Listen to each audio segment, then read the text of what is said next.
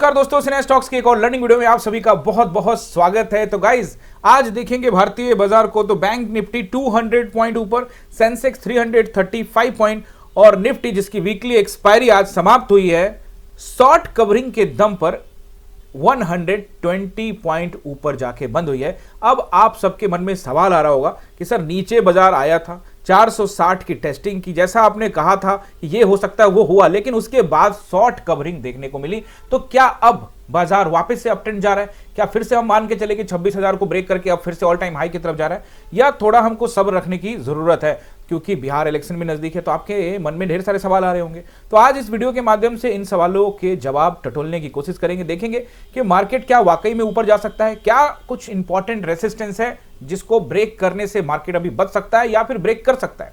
और अगर, जैसा कि मैं हमेशा बताता हूं कि एक्सपायरी के दिन में जो मोमेंट है उस पर ज्यादा विश्वास मत करो। हो सकता है कि इस कॉन्ट्रैक्ट में बहुत सारे लोग फंसे हो, उनको निकालने के लिए, पैसा बनाने के लिए, सबको जीरो करने के लिए मार्केट ने ऐसा कदम उठाया हो सकता है कि मार्केट नीचे आ जाए। तो ऐसे ढेर सारे आपके मन में सवाल चल रहे होंगे, तो मैं सभी सवालों के जवाब देने वाला हूं। पूरा वीडियो देखिए, अंत तक देखिए, शुरू से लेकर अंत तक मिस मत करिए, आपको सब कुछ समझ में आ जाएगा।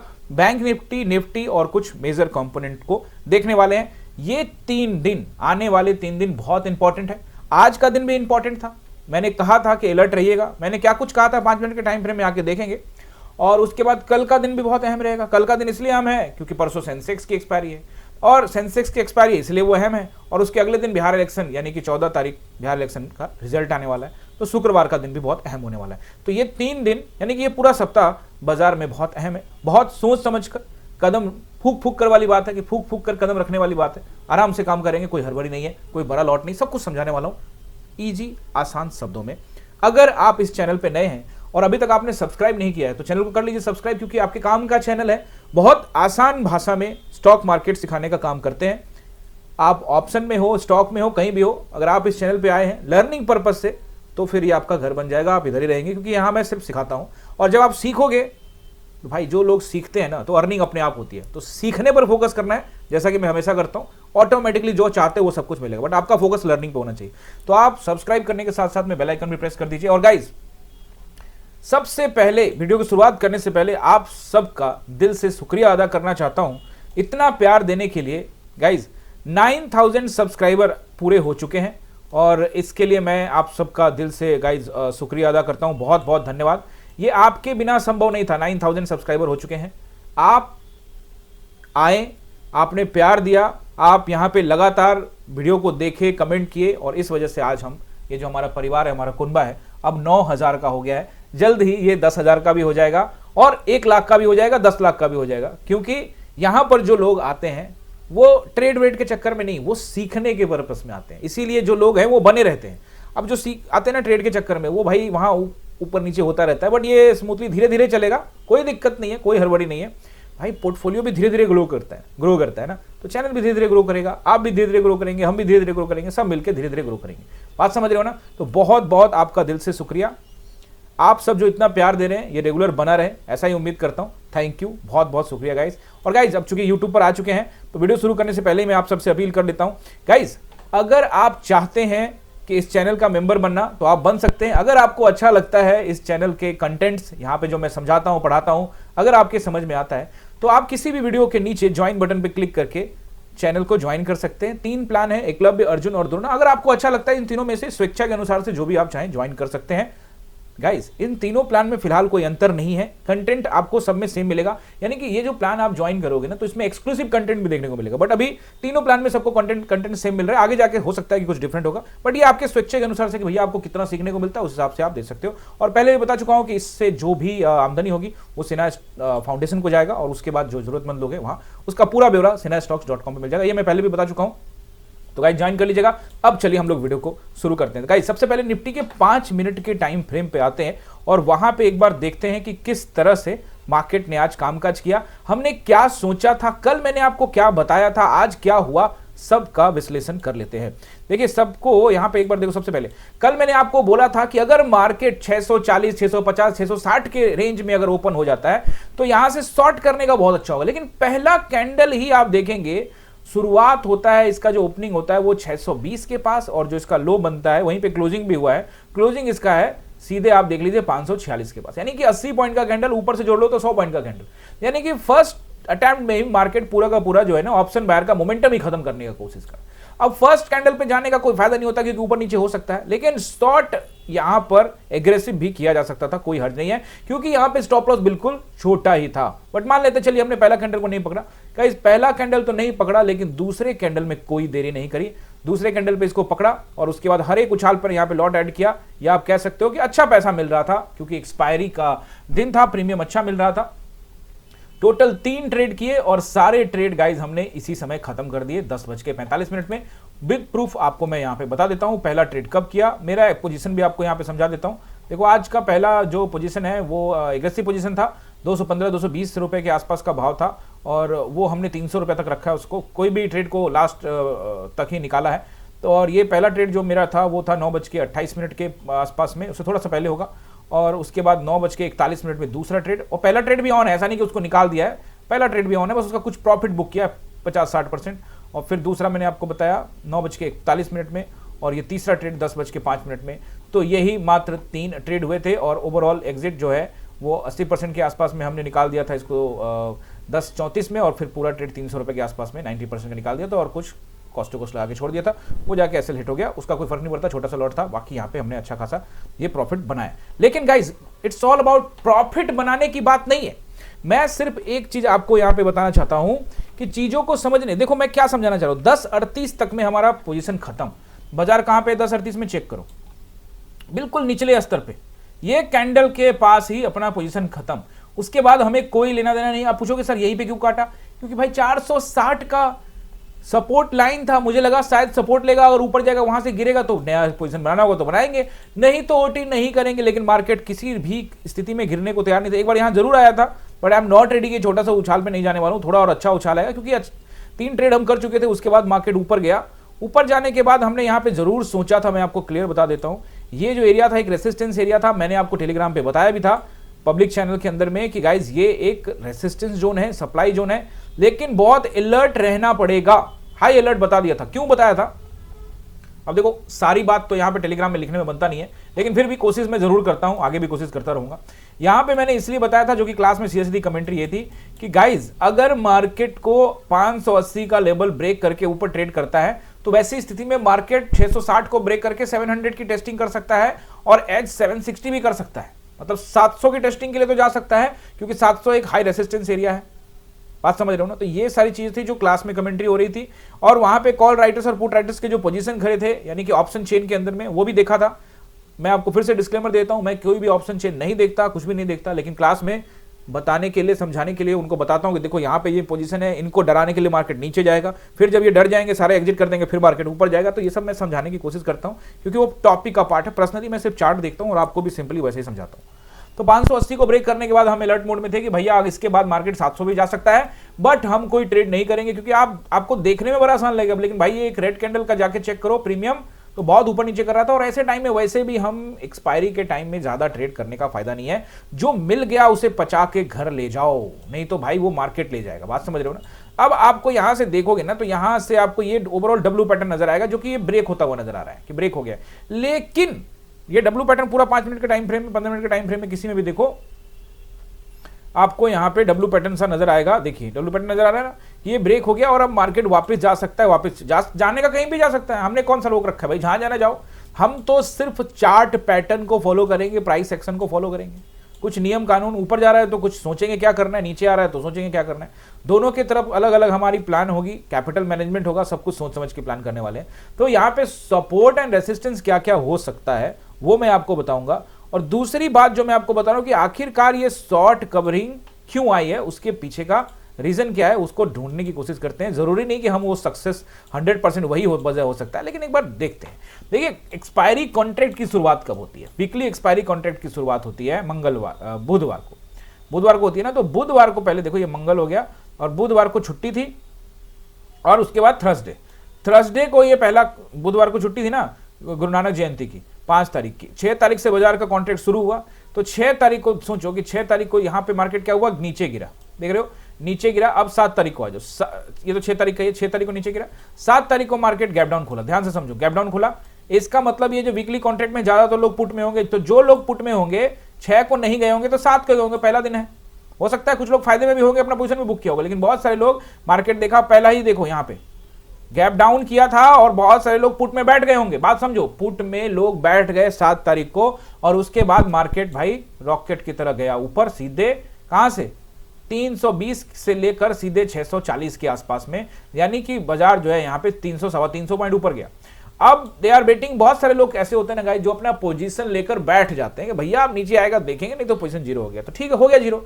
और गाइस मैं आपको यही तो कहता हूं कि भाई पोजीशन कैरी फॉरवर्ड क्यों करते हो, ऑप्शन बायर को ये नहीं करना चाहिए। इसके लिए कुछ नियम है, वैसे तो ये नियम मैं अपने ऊपर भी लागू नहीं करता।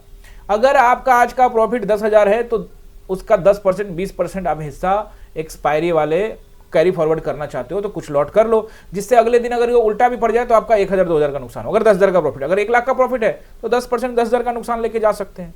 लेकिन मैं तो भाई अपने प्रॉफिट को भी उसमें से 10% भी देने को तैयार नहीं, क्योंकि जब मार्केट कभी कभी उल्टा हो जाता है या कभी कभी मेरा एसएल हिट करता है तो भाई उस दिन में तो पैसा लेता ही है ना, तो हम सोचते हैं उस दिन खा लेना, अपने मन से क्यों देना है भाई, बात समझ रहे हो ना। जब एसएल लेना चाहता है, मार्केट हिट कर रहा है तो दे देंगे। अब ये तो जबरदस्ती वाली बात हो गई। तो उन सभी को पोजीशन को जो है पुट के जो लोग बैठे होंगे उनको पकड़ लिया। अब आज उनको लगा कि भाई मौका दे रहा, मार्केट एकदम तेजी के साथ नीचे आया। और बहुत सारे लोग ऐसे भी थे गाइज, मैं आपको एक चीज और बताता हूं, जब मार्केट आपको बहुत सारा चीज समझाता हूं। देखो, एक तो ये पुट में होंगे पक्का, जब मार्केट लेकिन उस दिन ऊपर चला गया तो अगले दिन, इस दिन और अगले दिन लोग कॉल में बैठ गए होंगे। बहुत सारे मुझे कमेंट भी आए कि सर कॉल में बैठे हैं, फेसबुक पर भी कमेंट आया कि कॉल में बैठे। सुबह खुलते के साथ पहले मार्केट नीचे ले और लगातार नीचे ले गया। जो लोग कॉल में बैठे होंगे उसमें से बहुत सारे लोगों ने पोजीशन काट दिया होगा इतना डर के मारे, लेकिन मान लेते कुछ लोगों ने नहीं काटा होगा, तो जो नहीं काटे होंगे वो यहाँ और यहाँ का प्रीमियम जाकर मैच कर ले, सेम ही होगा, कोई उल्टा कम ही होगा प्रीमियम। तो मैं ये कह रहा हूं कि पुट साइड में लोगों को फंसा लिया और उनके पैसे को खत्म, और जो लोग यहाँ इस जगह पे कॉल में गए थे उनको सुबह निकाला और शाम को जाते जाते कुछ हो सकता है कि नो प्रॉफिट नो लॉस या छोटा मोटा प्रॉफिट या फिर लॉस में निकाला। यानी मार्केट ने पूरी तरह से इस वीक में ट्रैप किया, वैसे हर वीक ट्रैप करता है, लेकिन पिछले वीक में क्या हुआ था ना कि लगातार गिरा था। चीजों को समझने की जरूरत है। अब जो लोग कैरी फॉरवर्ड करेंगे उनके लिए चीजें आसान बिल्कुल नहीं होने वाली। ओके, अब हम लोग यहां पे मैटर समझ में आ गया ना कि क्यों हो सकता है कि ऊपर गया। तो अगर यही वजह है कि इनको फंसाने के लिए ऊपर गए हैं तो फिर वापस लौट के आना पड़ेगा ना भाई। लेकिन अगर वजह यह है कि नहीं ऊपर ही जाना है तो फिर अभी क्यों जाना है? अभी बिहार इलेक्शन डिक्लेयर हुआ नहीं, सब कुछ ठीक हुआ नहीं। हाँ, अगर इसी बीच में ऊपर रहे और बिहार इलेक्शन में भी सब कुछ ठीक हो तो हो सकता है कि मार्केट तेजी से ऊपर जाए, इसमें कोई दो राय नहीं है। क्योंकि बिहार इलेक्शन में जो पार्टी की सरकार है उसमें खास करके मैं जदयू का नाम नहीं ले रहा हूं, बीजेपी की होनी चाहिए। जदयू तो रहता ही है, वो तो किसी के भी साथ में हो या फिर राजद के साथ हो या बीजेपी के साथ, जदयू तो रहता ही है। जदयू की बात नहीं है, बीजेपी सरकार में शामिल होनी चाहिए। अगर बीजेपी सरकार में शामिल नहीं हो पाती है, जदयू को बहुमत मिलता है और बीजेपी को कम सीटें रह जाती हैं, जदयू को ज़्यादा सीटें आती हैं, तो आरजेडी को सीटें आती हैं, तो वो दोनों मिलकर अगर बना ले, ऐसा हो रहा है बार बार, आप देखते हैं पलटते रहते हैं, ये सब होता रहता है, पॉलिटिक्स है। तो वैसी स्थिति में कहानी बदल सकती है। फिर अगर बीजेपी की सीटें कम होती है या बीजेपी सरकार में किसी वजह से नहीं रहती है तो केंद्र की सरकार डमाडोल स्थिति में आ सकती है। फिलहाल तो कोई खतरा नजर नहीं आता है, लेकिन जब अगर मान लेते एग्जाम्पल के रूप में कि अगर नीतीश आरजेडी के साथ चले जाते हैं किसी भी वजह से, तो फिर वहां से भी समर्थन हटाने का उन पर दबाव पड़ेगा और वो हटाएंगे, और फिर आप जानते हैं ये पॉलिटिक्स से सब कुछ होता है, बात समझ रहे हो ना। तो इसीलिए बस ये वीक अलर्ट मोड में चले जाओ। ये 3 दिन की बात है, बुधवार, वीरवार, शुक्रवार, कुछ नहीं होता यार। 3 दिन में थोड़ी ना मार्केट खत्म हो रहा है, मार्केट तो सालों साल चलेगा। आज आपकी 20 साल, 25 साल, 30 साल, 35 साल हो रही है, सालों साल चलने वाला है। डोंट वरी, 3 दिन में कुछ नहीं होता। आपको अलर्ट रहना है बस। ऐसा नहीं कि मैं कह रहा हूं कि ट्रेड नहीं कर सकते, सोच समझ के करिएगा। तो अब ये जो ऊपर गया है इसको बहुत स्ट्रांग मानना बिल्कुल सही नहीं है। चलिए, रेसिस्टेंस सपोर्ट तो मैं आपको बताऊंगा इसका। उससे पहले मैं आपको बैंक निफ्टी को लेकर मैं आपको पहले भी कहा था कि मुझे ज्यादा वीकनेस भी नजर नहीं आ रहा है, लगातार बोल रहा हूं। ये जोन बहुत लंबा बना रहा है, इस जोन को तो इससे पहले भी ऐसा जोन बनाया था, ऐसा नहीं कि नहीं बनाया, ये ऐसा देखो ना, ये जोन बनाया था, बट इसमें जोन में रेड कैंडल ज्यादा है और इधर जोन के अंदर में रेड कैंडल कुछ ज्यादा नहीं है। थोड़ा सा आपको अलर्ट रहने की जरूरत है। इसका मतलब ये नहीं कि रेड कैंडल ज्यादा हो तो नीचे गिर जाता है, क्योंकि अगर कुछ भी बोलूं तो लोग उसका अनुमान निकालना शुरू कर देते हैं कि अगर रेड कैंडल तो नीचे गिरा, ऐसा कुछ बात नहीं है। बाजार सिर्फ जोन में, कलर को छोड़ो, जोन में, जोन के बाद नीचे गिरा था तो यहां भी जोन पर है, हो सकता है मार्केट नीचे गिरे। अगर जोन को ब्रेक करके ऊपर में टाइम बिताता है तो फिर भाई साहब ऊपर के संकेत तो रहेगा। ऑलरेडी वैसे भी ऑल टाइम हाई के आसपास ही है बैंक निफ्टी, एक लंबा टाइम फ्रेम यहाँ पे लगभग आप देखोगे 15-20 कैंडल का बना हुआ है। तो बैंक निफ्टी के लिए पहला सपोर्ट एंड रेजिस्टेंस। गाइड किसी ने कमेंट किया था कि एक ही इंडेक्स में, गाइज बैंक निफ्टी अपना पहला प्यार था, अभी निफ्टी की तरफ हम जरूर शिफ्ट हुए हैं। जब बैंक निफ्टी में वीकली एक्सपायरी होती थी तो यही था, इसी में काम करते थे। अभी मुझे भी यही पसंद है, लेकिन चूंकि अब हमारे स्टूडेंट्स हैं, इसका प्रीमियम महंगा होता है, हर तरह के स्टूडेंट आते हैं, कोई कहते हैं सर 200-300 वाला भी महंगा बताते हैं आप, 100-50 का ही बताओ, ये तो ऑलरेडी वैसे भी 700-800 हज़ार के आसपास चल रहा होता है, तो इसमें लोग ट्रेड कम करते हैं। बट इसके एनालाइज कभी बंद नहीं करने वाला हूँ जब तक कि ये बंद ही ना हो जाए, ठीक है ना, तब तक चलता रहेगा। यहीं से शुरुआत किया था। ओके, बैंक निफ्टी को पहला जो रेसिस्टेंस मिलेगा वो मिलेगा 58,300 का पहला रेसिस्टेंस मिलेगा। अगर ब्रेक कर देता है तो 500 के आसपास का मिलेगा, 527 के आसपास, और फिर 727। फिलहाल तो इतना ही है, ठीक है ना। उसके ऊपर अभी मैं नहीं सोच रहा हूं। अब नीचे सपोर्ट नोट करिए। सपोर्ट जो मुझे लगता है पहला रहेगा वो एक तो राउंड नंबर रहेगा 58,000 का। अगर ब्रेक करता है तो 57,700 के आसपास का एरिया रहेगा, बहुत अच्छा। और उसके बाद सीधे लेके जा सकता है 57,500, जो कि आज लेकर गया था। कल भी मैंने याद होगा कहा था 600 के पास एलर्ट रहना, 580 के पास लिख कर बताया था, 580 पे एलर्ट रहना बताया था ना, चेक कर लो वीडियो जाके।